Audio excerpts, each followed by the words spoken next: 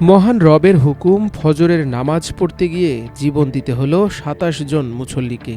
হায়নার এলোপাতাড়ি গুলিতে নামাজরত অবস্থায় জায়নামাজে লুটিয়ে পড়েন তারা।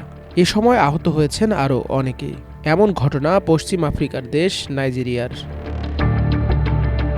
দেশটির উত্তরাঞ্চলীয় কাটসিনা রাজ্যে ভোরে নামাজ পড়তে আসা নিরীহ মুসল্লিদের ওপর এলোপাতাড়ি গুলি চালায় সশস্ত্র ডাকাতরা।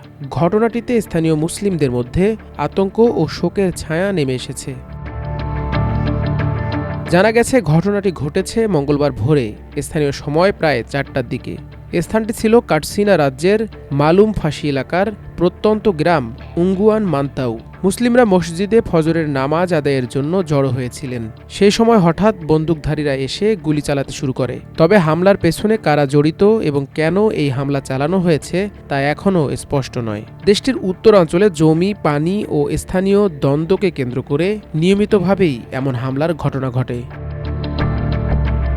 স্থানীয় গ্রাম প্রধান এবং হাসপাতালের একজন কর্মকর্তা গণমাধ্যমকে জানিয়েছেন, মৃতের সংখ্যা ২৭ জন ছাড়িয়েছে এবং আহতদের অনেককে হাসপাতালে ভর্তি করা হয়েছে।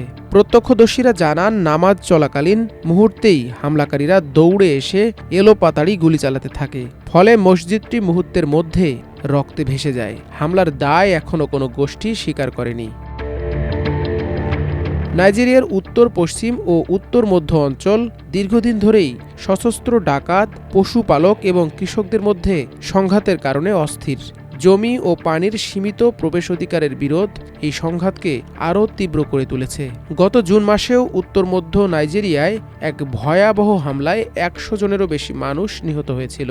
মঙ্গলবারের এই ঘটনার পর যেন আবারও সেই ভয়াবহ স্মৃতি ফিরে এলো। রাজ্যের কমিশনার নাসির মুয়াজু বলেছেন, নিরাপত্তা পরিস্থিতি নিয়ন্ত্রণে আনতে উঙ্গুয়ান মান্তাউ এলাকায় সেনা ও পুলিশ মোতায়েন করা হয়েছে।